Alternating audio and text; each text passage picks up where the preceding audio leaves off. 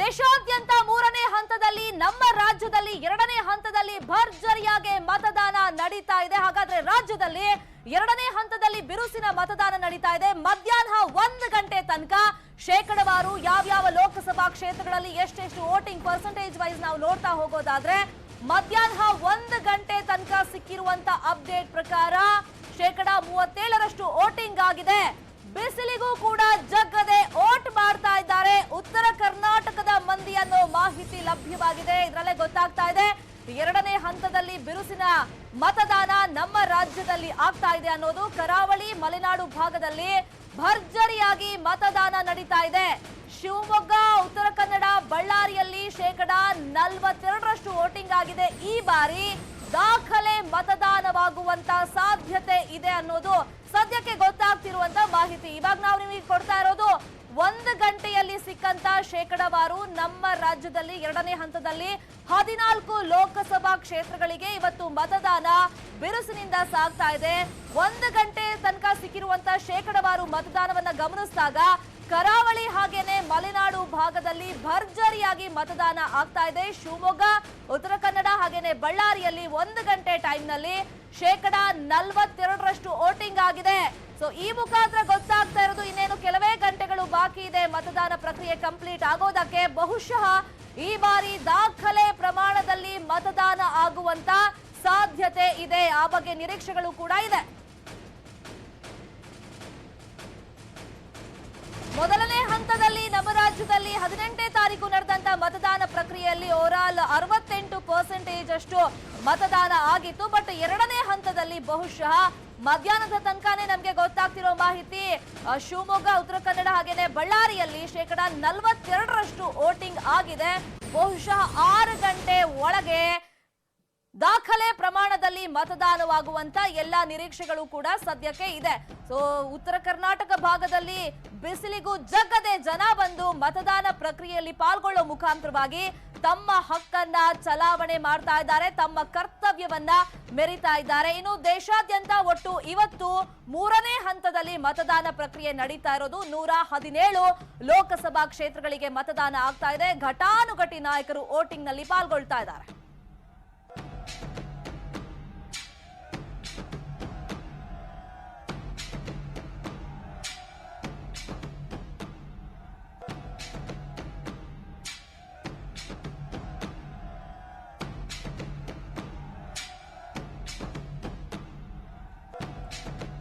ಹಾಗಾದ್ರೆ ಯಾವ್ಯಾವ ಲೋಕಸಭಾ ಕ್ಷೇತ್ರಗಳಲ್ಲಿ ಎಷ್ಟೆಷ್ಟು ವೋಟಿಂಗ್ ಪರ್ಸೆಂಟೇಜ್ ಆಗಿದೆ, ಜೊತೆಗೆ ಯಾವ್ಯಾವ ಘಟಾನುಘಟಿ ನಾಯಕರು ವೋಟಿಂಗ್ ನಲ್ಲಿ ಪಾಲ್ಗೊಳ್ತಾ ಇದ್ದಾರೆ, ಈ ಬಗ್ಗೆ ಮತ್ತಷ್ಟು ಮಾಹಿತಿಯನ್ನ ಕೊಡೋದಕ್ಕೆ ನಮ್ಮ ರಿಪೋರ್ಟರ್ಸ್ ಈಗಾಗಲೇ ನಮ್ಮ ಜೊತೆ ಲೈವ್ ನಲ್ಲಿ ಜಾಯಿನ್ ಆಗಿದ್ದಾರೆ. ಸೊ ನಾವು ನೋಡ್ತಾ ಇದ್ದೀವಿ ಶಿವಮೊಗ್ಗದಲ್ಲಿ ಒಂದು ಘಟಾನುಘಟಿ ನಾಯಕರು ಇವಾಗ ಜಿದ್ದಾಜಿದ್ದಿನ ಕ್ಷೇತ್ರವಾಗಿರೋದ್ರಿಂದ ಶಿವಮೊಗ್ಗದಿಂದ ಮತ್ತಷ್ಟು ಅಪ್ಡೇಟ್ ಅನ್ನು ಕೊಡೋದಕ್ಕೆ ನಮ್ಮ ರಿಪೋರ್ಟರ್ ನಾಗರಾಜ್ ನಮ್ಮನ್ನ ಜಾಯಿನ್ ಆಗಿದ್ದಾರೆ. ಹಾಗಾದ್ರೆ ಬೆಳಗಾವಿಯಿಂದ ಮತ್ತಷ್ಟು ಮಾಹಿತಿಯನ್ನ ಕೊಡೋದಕ್ಕೆ ನಮ್ಮ ರಿಪೋರ್ಟರ್ ಚಂದ್ರಕಾಂತ್ ಸುಗಂಧಿ ನಮ್ಮ ಜೊತೆ ನೇರ ಸಂಪರ್ಕದಲ್ಲಿ ಜಾಯಿನ್ ಆಗಿದ್ದಾರೆ. ಇನ್ನು ಬಳ್ಳಾರಿ ಅಖಾಡ ಕೂಡ ಸಾಕಷ್ಟು ಜಿದ್ದಾಜಿದ್ದಿನಿಂದ ಕೂಡಿದೆ, ಅಲ್ಲಿ ಈ ಕ್ಷಣದ ಅಪ್ಡೇಟ್ ಏನಿದೆ ಸೊ ಈ ಬಗ್ಗೆ ಮಾಹಿತಿಯನ್ನ ಕೊಡೋದಕ್ಕೆ ನಮ್ಮ ರಿಪೋರ್ಟರ್ ಶರಣು ಹಂಪಿ ನಮ್ಮನ್ನ ಲೈವ್ ನಲ್ಲಿ ಜಾಯಿನ್ ಆಗಿದ್ದಾರೆ. ಫಸ್ಟ್ ಶಿವಮೊಗ್ಗ ಕ್ಷೇತ್ರದ ಬಗ್ಗೆ ಮಾಹಿತಿಯನ್ನ ಪಡ್ಕೊಳ್ಳೋಣ. ನಾಗರಾಜ್, ಶಿವಮೊಗ್ಗ ಕೂಡ ಮಾಜಿ ಸಿಎಂ ಪುತ್ರರ ಅಖಾಡಕ್ಕೆ ಕಾರಣವಾಗಿದೆ, ಸಾಕಷ್ಟು ಜಿದ್ದಾಜಿದ್ದಿನಿಂದ ಕೂಡಿದೆ. ಸದ್ಯಕ್ಕೆ ಅಲ್ಲಿ ಮತದಾನ ಎಷ್ಟು ಪರ್ಸೆಂಟೇಜ್ ಆಗಿದೆ, ಏನೆಲ್ಲ ಅಪ್ಡೇಟ್ಸ್ ಇದೆ ಈ ಕ್ಷಣಕ್ಕೆ?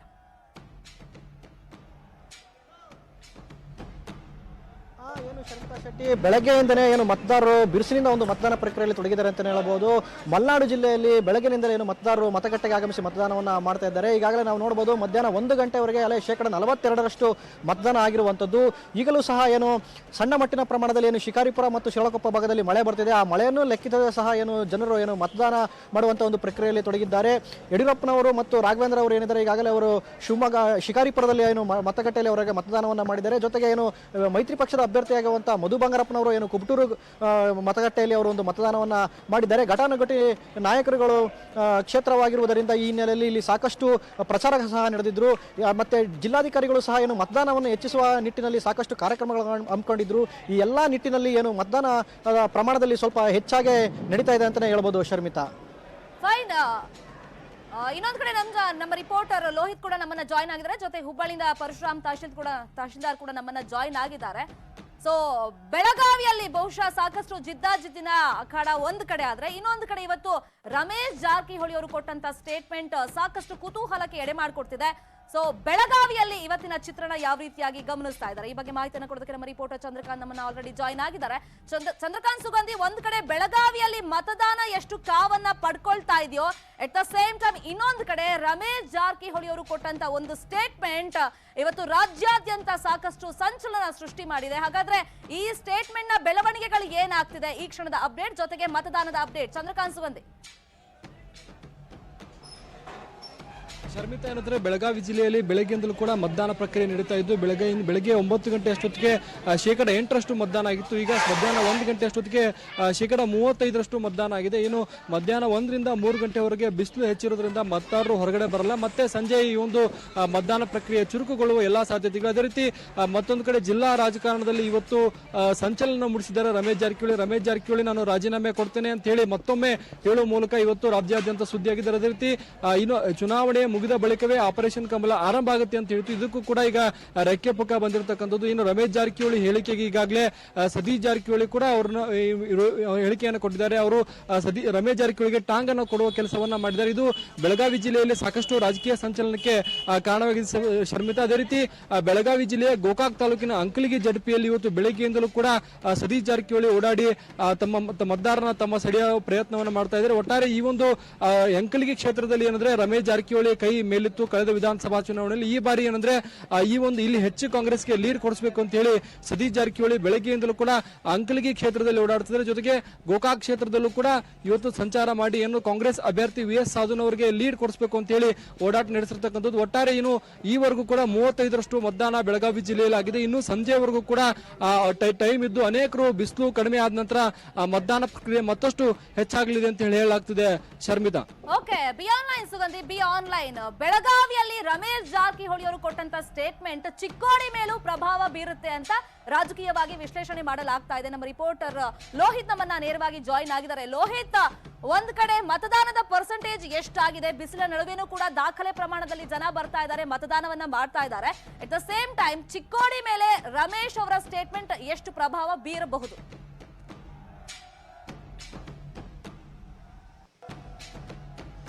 ಹೌದು ಶರ್ಮಿತಾ, ಖಂಡಿತವಾಗಲೂ ಏನಂತಂದರೆ ಬೆಳಗ್ಗೆಯಿಂದಲೂ ಕೂಡ ಸಾಕಷ್ಟು ಬಿರುಸಿನ ಮತದಾನ ಇಲ್ಲಿ ಆಗ್ತಾ ಇದೆ ಅಂತಲೇ ಹೇಳ್ಬೋದು. ಬೆಳಗ್ಗೆಯಿಂದಲೂ ಕೂಡ ಜನ ತಂಡೋಪತಂಡವಾಗಿ ಬಂದು ಮತದಾನವನ್ನು ಮಾಡ್ತಾ ಇದ್ದಾರೆ. ಅದರ ಜೊತೆಗೆ ಮಧ್ಯಾಹ್ನ 1 ಗಂಟೆ ಅಷ್ಟೊತ್ತಿಗೆ 41% ಮತದಾನ ಆಗೋ ಮೂಲಕ ಅತಿ ಹೆಚ್ಚಿನ ಮತದಾನ ಕೂಡ ಇಲ್ಲಿ ಆಗಿರ್ತಕ್ಕಂಥ. ಅದರ ಜೊತೆಗೆ ಏನಂತಂದರೆ ಇವತ್ತು ರಮೇಶ್ ಜಾರಕಿಹೊಳಿ ಅವರು ಏನು ಇವತ್ತು ಒಂದು ಸ್ಟೇಟ್ಮೆಂಟನ್ನು ಕೊಟ್ಟಿದ್ದಾರೆ. ಸ್ಟೇಟ್ಮೆಂಟನ್ನು hello okay, continue, go ahead Lohith. Statement ಕೂಡ ಈಗ ಸಾಕಷ್ಟು ಒಂದು ಪ್ರಭಾವನ ಬೀರತಕ್ಕಂಥದ್ದು. Okay, be online Lohith, be online. ಇನ್ನೊಂದು ಕಡೆ ಬಳ್ಳಾರಿಯಲ್ಲಿ ದಾಖಲೆ ಪ್ರಮಾಣದಲ್ಲಿ ಇವತ್ತು ಮತದಾನ ಆಗ್ತಾ ಇದೆ, ಬಿಸಿಲ ನಡುವೆನೂ ಕೂಡ ಜನ ಬರ್ತಾ ಇದ್ದಾರೆ. ಎಸ್ ಶರಣು ಹಂಪಿ, ದಾಖಲೆ ಪ್ರಮಾಣದಲ್ಲಿ ಬಳ್ಳಾರಿಯಲ್ಲಿ ವೋಟಿಂಗ್ ನಡೀತಾ ಇದೆ, ಎಷ್ಟು ಪರ್ಸೆಂಟೇಜ್ ಆಗಿದೆ, ಜನರ ರೆಸ್ಪಾನ್ಸ್ ಯಾವ ರೀತಿ ಆಗಿದೆ?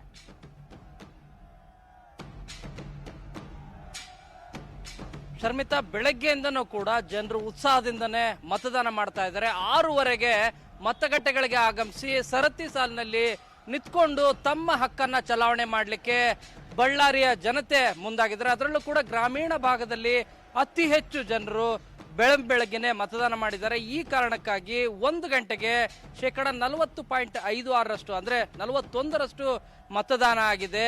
ಬಿರು ಬಿಸಿಲು -41 ಡಿಗ್ರಿ ಇದೆ. ಆದರೂ ಇಂಥ ಬಿರು ಬಿಸಿಲಿನಲ್ಲೂ ಕೂಡ ಬೆಂಗಳೂರಿನ ಜನರನ್ನ ನಾಚುವಂತೆ ಬಳ್ಳಾರಿಯ ಜನರು ವೋಟ್ ಮಾಡ್ತಾ ಇದ್ದಾರೆ. ಈ ಮೂಲಕ ತಮ್ಮ ಹಕ್ಕನ್ನ ಚಲಾವಣೆಯನ್ನು ಮಾಡ್ತಾ ಇದ್ದಾರೆ. ಇದು ಹೊರತುಪಡಿಸಿದಂತೆ ಕೆಲ ಗೊಂದಲಗಳು ಕೂಡ ಆದವು. ಬಳ್ಳಾರಿಯ ಸತ್ಯನಾರಾಯಣ ಪೇಟೆಯಲ್ಲಿ 100ಕ್ಕೂ ಹೆಚ್ಚು ಜನರು ವೋಟರ್ ಲಿಸ್ಟ್ ನಲ್ಲಿ ID ಇದ್ರೂ ಕೂಡ ಅವರಿಗೆ ಮತದಾನದ ಹಕ್ಕು ಚಲಾವಣೆ ಆಗಲಿಲ್ಲ. ಯಾಕಂದ್ರೆ ಇದು ಕ್ಲೆರಿಕಲ್ ಮಿಸ್ಟೇಕ್ ಇಂದ ಆಗಿರೋದು. ಈ ಬಗ್ಗೆ ನ್ಯೂಸ್ 18 ಕನ್ನಡ ಯಾವಾಗ ವರದಿಯನ್ನ ವಿಸ್ತಾರ ಮಾಡ್ತು, ಪ್ರಸ್ತುತ ಮಾಡಿದ ಕೂಡಲೇ ಎಚ್ಚೆತ್ತ ಜಿಲ್ಲಾ ಚುನಾವಣಾಧಿಕಾರಿಗಳು ಕೂಡಲೇ ಅವರಿಗೆ ಎಪಿಕ್ ಕಾರ್ಡ್ನ ಹಿಂಭಾಗದಲ್ಲಿರುವಂತಹ ನಂಬರ್ನ ಹಿನ್ನೆಲೆಯಲ್ಲಿ ಅವರಿಗೆ ಮತದಾನದ ಹಕ್ಕನ್ನ ಚಲಾವಣೆ ಮಾಡಲಿಕ್ಕೆ ಅನುವು ಮಾಡಿಕೊಟ್ರು. ಇದು ಹೊರತುಪಡಿಸಿದಂತೆ ಬಳ್ಳಾರಿ ನಗರ ಶಾಸಕ ಸೋಮಶೇಖರ್ ರೆಡ್ಡಿ ಮತ್ತು ಕಂಪ್ಲಿಯ ಮಾಜಿ ಶಾಸಕ ಸುರೇಶ್ ಬಾಬು ಮತ್ತು ಧರ್ಮಪತ್ನಿ ಮತ್ತು ಮೊಳಕಾಲ್ಮೂರಿನ ಶಾಸಕ ಶ್ರೀರಾಮುಲು ಪತ್ನಿ ಸಮೇತರಾಗಿ ಆಗಮಿಸಿ ಮತದಾನ ಮಾಡಿದ್ರು. ಈ ಬಾರಿ ಮಾಜಿ ಸಚಿವ ಜನಾರ್ದನ್ ರೆಡ್ಡಿ ಅವರು ಎಲ್ಲೂ ಕೂಡ ಮತದಾನ ಮಾಡಲಿಲ್ಲ. ಆದ್ರೆ ಅವರ ಕುಟುಂಬದ ಸದಸ್ಯರೆಲ್ಲರೂ ಕೂಡ ತಮ್ಮ ಮಕ್ಕಳೆಲ್ಲರೂ ಕೂಡ ಆಗಮಿಸಿ ಮತದಾನ ಮಾಡಿದ್ರು. ವಿಶೇಷ ಅಂದ್ರೆ ಅವರ ಮಗ ಕಿರೀಟಿ ಲಂಡನ್ ನಿಂದ ಆಗಮಿಸಿ ಮತದಾನ ಮಾಡಿದರೆ ಅದು ಮೊದಲ ಬಾರಿಗೆ. Okay, thank you so much Sharanu Hampi, thank you so much Chandrakant Sugandhi, ಹಾಗೇನೆ ಥ್ಯಾಂಕ್ ಯು ಸೋ ಮಚ್ ಚಿಕ್ಕೋಡಿಯಿಂದ ಸಾಕಷ್ಟು ಮಾಹಿತಿಯನ್ನು ಕೊಟ್ಟಂತ ಲೋಹಿತ್. ಇನ್ನೊಂದ್ ಕಡೆ ಹುಬ್ಬಳ್ಳಿ ಕೂಡ ಜಿದ್ದಾಜಿದ್ದಿನ ಕ್ಷೇತ್ರವಾಗಿ ಮಾರ್ಪಟ್ಟಿದೆ. ಅಲ್ಲೂ ಕೂಡ ಮತದಾನ ಬಿರುಸಿನಿಂದ ಸಾಗ್ತಾ ಇದೆ ಬೆಳಿಗ್ಗೆಯಿಂದಲೂ ಕೂಡ. ಸೊ ಹುಬ್ಬಳ್ಳಿಯಲ್ಲಿ ಯಾವ ರೀತಿಯಾಗಿ ಮತದಾನ ಪ್ರಕ್ರಿಯೆ ನಡೀತಾ ಇದೆ, ಅಲ್ಲಿನ ಮುಖಂಡರು ಎಸ್ಪೆಷಲಿ ರಮೇಶ್ ಜಾರಕಿಹೊಳಿ ಅವರ ಸ್ಟೇಟ್ಮೆಂಟ್ಗೆ ಯಾವ ರೀತಿ ರಿಯಾಕ್ಟ್ ಮಾಡ್ತಾ ಇದ್ದಾರೆ, ಈ ಬಗ್ಗೆ ಮತ್ತಷ್ಟು ಮಾಹಿತಿಯನ್ನು ಕೊಡೋದಕ್ಕೆ ಲೈವ್ ನಲ್ಲಿ ನಮ್ಮ ರಿಪೋರ್ಟರ್ ಪರಶುರಾಮ್ ತಹಶೀಲ್ದಾರ್ ನಮ್ಮನ್ನ ಜಾಯ್ನ್ ಆಗಿದ್ದಾರೆ. ಎಸ್ ಪರಶುರಾಮ್, ಹುಬ್ಬಳ್ಳಿಯಲ್ಲಿ ಮತದಾನದ ಪರ್ಸೆಂಟೇಜ್ ಎಷ್ಟಾಗಿದೆ ಇಲ್ಲಿ ತನಕ, ಜನರ ರೆಸ್ಪಾನ್ಸ್ ಮತದಾನಕ್ಕೆ ಯಾವ ರೀತಿ ಆಗಿದೆ, at the same time Ramesh Jarkiholi ಅವರು ಒಂದು ಸ್ಟೇಟ್ಮೆಂಟ್ ಕೊಟ್ಟಿದ್ದಾರಲ್ಲ, ಸೊ ಅದಕ್ಕೆ ಹುಬ್ಬಳ್ಳಿಯ ನಾಯಕರು ಯಾವ ರೀತಿ ರಿಯಾಕ್ಟ್ ಮಾಡ್ತಾ ಇದ್ದಾರೆ, ಬಿಜೆಪಿ ನಾಯಕರು ಎಸ್ಪೆಷಲಿ?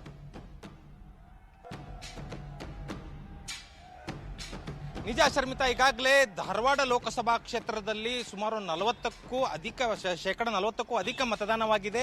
ಸುಡು ಬಿಸಿಲಿನಲ್ಲಿಯೇ ಜನರು ಮತಗಟ್ಟೆಗಳತ್ತ ಧಾವಿಸಿ ಹುರುಪಿನಿಂದ ಮತದಾನವನ್ನು ಮಾಡ್ತಾ ಇರುವಂತದ್ದು ಕಂಡು ಬಂದಿದೆ. ಹುಬ್ಬಳ್ಳಿ ಧಾರವಾಡ ಪೂರ್ವ, ಕೇಂದ್ರ ಮತ್ತು ಪಶ್ಚಿಮ ವಿಧಾನಸಭಾ ಕ್ಷೇತ್ರ ಸೇರಿದಂತೆ ಧಾರವಾಡ ಗ್ರಾಮೀಣ, ಕಲಘಟಗಿ, ನವಲಗುಂದ, ಕುಂದಗೋಳ ಮತ್ತು ಶಿಗ್ಗಾವಿ ಮತಕ್ಷೇತ್ರಗಳಲ್ಲಿಯೂ ಕೂಡ ಜನರು ಸರತಿ ಸಾಲಿನಲ್ಲಿ ನಿಂತು ಮತ ಚಲಾವಣೆ ಮಾಡೋದು ಕಂಡು ಬರ್ತಾ ಇದೆ. ಒಟ್ಟಾರೆಯಾಗಿ ಧಾರವಾಡ ಲೋಕಸಭಾ ಕ್ಷೇತ್ರದ ಏನು ಮತದಾರರಲ್ಲಿ ಒಂದು ಹುರುಪು ಎದ್ದು ಕಾಣಿಸ್ತಾ ಇದೆ. ಈಗ ನಮ್ಮ ಜೊತೆಗೆ ಮಾತನಾಡಲಿಕ್ಕೆ ಜಗದೀಶ್ ಶೆಟ್ಟರ್ ಅವರೇ ನೇರ ಸಂಪರ್ಕಕ್ಕೆ ಬಂದಿದ್ದಾರೆ, ಅವ್ರನ್ನ ಮಾತಾಡ್ಸೋಣ. ಸರ್, ಈಗ ರಮೇಶ್ ಜಾರಕಿಹೊಳಿ ಅವರು ಈಗ ಕಾಂಗ್ರೆಸ್ಗೆ ಒಂದು ಶಾಕ್ ಕೊಡಲಿಕ್ಕೆ ತಯಾರಾಗಿದ್ದಾರೆ, ಕಾಂಗ್ರೆಸ್ ತೊರಿತೇನೆ ಅನ್ನುವಂತ ಮಾತನ್ನು ಹೇಳಿದ್ದಾರೆ. ನೀವು ಕೂಡ ಲೋಕಸಭೆ ಚುನಾವಣೆಯ ನಂತರ ಈ ಸರ್ಕಾರ ಇರಲ್ಲ ಅಂತ ಹೇಳಿದ್ರಿ, ಇದೇನೊಂದು ಮುನ್ಸೂಚನೆನಾ, ಏನ್ ಸರ್ ಇದು? ನೋಡ್ರಿ, ನಾನು ಈಗಾಗಲೇ ಹೇಳಿದ್ದೇನೆ, ಮತ್ತು ದೇವೇಗೌಡರು ಮತ್ತು ಸಿದ್ದರಾಮಯ್ಯ ಸ್ಟೇಟ್ಮೆಂಟು ನಾವು ನೋಡಿಬಿಟ್ರೆ ಮೈಸೂರಿನಲ್ಲಿ ಕಾಂಗ್ರೆಸ್ ಸೋತ್ರೆ, ಹಾಸನದಲ್ಲಿ ಮತ್ತು ಮಂಡ್ಯದಲ್ಲಿ ಮತ್ತು ತುಮಕೂರಿನಲ್ಲಿ JDS ಸೋತ್ರೆ ಸರ್ಕಾರ ತಾನೇ ಪತನ ಆಗ್ತದೆ, ಸರ್ಕಾರ ಇರುವುದಿಲ್ಲ ಅಂತೇಳಿ ಒಂದು ಕಡೆ ದೇವೇಗೌಡರು ಹೇಳ್ತಾರೆ, ಕುಮಾರಸ್ವಾಮಿ ಹೇಳ್ತಾರೆ, ಒಂದು ಕಡೆ ಸಿದ್ದರಾಮಯ್ಯ ಹೇಳ್ತಾರೆ. ಈ ಪರಿಸ್ಥಿತಿಯಲ್ಲಿ ನಾನು ಮೊದಲಿಂದ ಹೇಳ್ತಾ ಇದ್ದೇನೆ, ಆಫ್ಟರ್ ಇಲೆಕ್ಷನ್ನು ನರೇಂದ್ರ ಮೋದಿಯವರು ಮತ್ತೊಮ್ಮೆ PM ಆದರೆ ಮತ್ತು ಇಲೆಕ್ಷನ್ ಆದಮೇಲೆ ಇದು ಮತ್ತೆ ಅವರು ಒಳಬೇಗುವುದು ಏನದಲ್ಲ ಡಿಸೆಂಡೆಂಟ್ ಆ್ಯಕ್ಟಿವಿಟೀಸು ಮತ್ತು ರಮೇಶ್ ಜಾರಕಿಹೊಳಿ ಅವರು ಏನೋ ಲೀಡರ್ಶಿಪ್ ತೊಗೊಂಡರಲ್ಲ, ಅದೇ ಮತ್ತೆ ಹೊರಗಡೆ ಬರ್ತದೆ. Definitely government will fall. ಅದು ಯಾವಾಗ ಫಾಲ್ ಆಗುತ್ತೆ ಅದು ಟೈಮಿಂಗ್ ನೋಡಬೇಕಷ್ಟೇ, ಬಟ್ ಸರ್ಕಾರ ಮಾತ್ರ ಇರುವುದಿಲ್ಲ. ಎಷ್ಟು ಜನ ಶಾಸಕರು ರಮೇಶ್ ಜಾರಕಿಹೊಳಿ ಮತ್ತು ಅವರ ಜೊತೆಗೆ ಸಂಪರ್ಕದಲ್ಲಿದ್ದಾರೆ, ನಿಮ್ಮ ಜೊತೆಗೆ ಸಂಪರ್ಕದಲ್ಲಿದ್ದಾರೆ ಸರ್, ಭಿನ್ನಮತಿಯರು ಅಂತ? ನೋಡ್ರಿ, ಇನ್ನೂವರೆಗೂ ನಮ್ಮ ಸಂಪರ್ಕದಲ್ಲಿ ಯಾರೂ ಇಲ್ಲ. ಇನ್ನು ರಮೇಶ್ ಜಾರಕಿಹೊಳಿ ಅವ್ರ ಜೊತೆ ಎಷ್ಟು ಜನ ಸಂಪರ್ಕ ಇದ್ದಾರೆ ಇದು ಅವ್ರು ಹೇಳಬೇಕಿದೆ, ಯಾಕಂದರೆ ನಮಗೆ ಮಾಹಿತಿ ಇಲ್ಲ.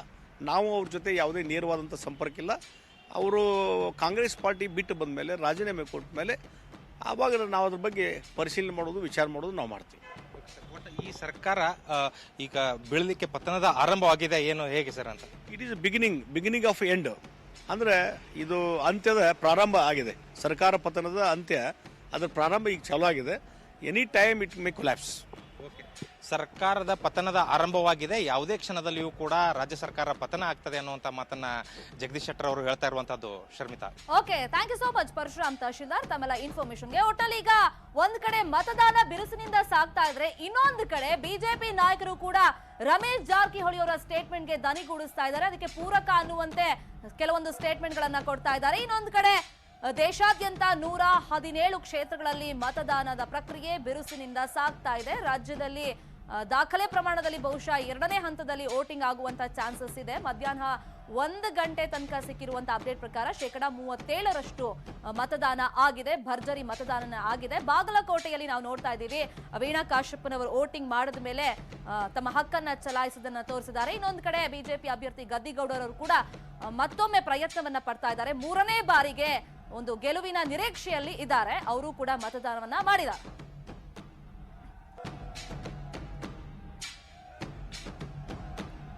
ಸೊ ಬಾಗಲಕೋಟೆಯಲ್ಲಿ ಅಭ್ಯರ್ಥಿಗಳು ಮತದಾನ ಮಾಡಿದ್ದಾಗಿದೆ, ಜನರ ರೆಸ್ಪಾನ್ಸ್ ಮತದಾನಕ್ಕೆ ಯಾವ ರೀತಿಯಾಗಿದೆ, ಸೊ ಈ ಬಗ್ಗೆ ಮತ್ತಷ್ಟು ಮಾಹಿತಿಯನ್ನು ಕೊಡೋದಕ್ಕೆ ನೇರ ಸಂಪರ್ಕದಲ್ಲಿ ನಮ್ಮ ರಿಪೋರ್ಟರ್ ರಾಜಪ್ಪ ಬನ್ನಿದ್ದೀನಿ ನಮ್ಮನ್ನ ಜಾಯ್ನ್ ಆಗಿದ್ದಾರೆ. ರಾಜಪ್ಪ, ಎಸ್, ಅಭ್ಯರ್ಥಿಗಳು ಮತದಾನವನ್ನ ಮಾಡಿದ್ದಾಗಿದೆ, ಸಾಕಷ್ಟು ಜಿದ್ದಾಜಿದ್ದಿನ ಕಣ ಬಾಗಲಕೋಟೆ, ಯಾಕಂದ್ರೆ ಘಟಾನುಘಟಿ ನಾಯಕರು ಬಂದು ಅಲ್ಲಿ ತಮ್ಮ ತಮ್ಮ ಅಭ್ಯರ್ಥಿಗಳ ಪರವಾಗಿ ಪ್ರಚಾರ ಮಾಡಿ ಹೋಗಿದ್ದಾರೆ. ಮತದಾನಕ್ಕೆ ಜನರ ರೆಸ್ಪಾನ್ಸ್ ಯಾವ ರೀತಿಯಾಗಿ ಸಿಗ್ತಾ ಇದೆ ಅಲ್ಲಿ ರಾಜಪ್ಪ?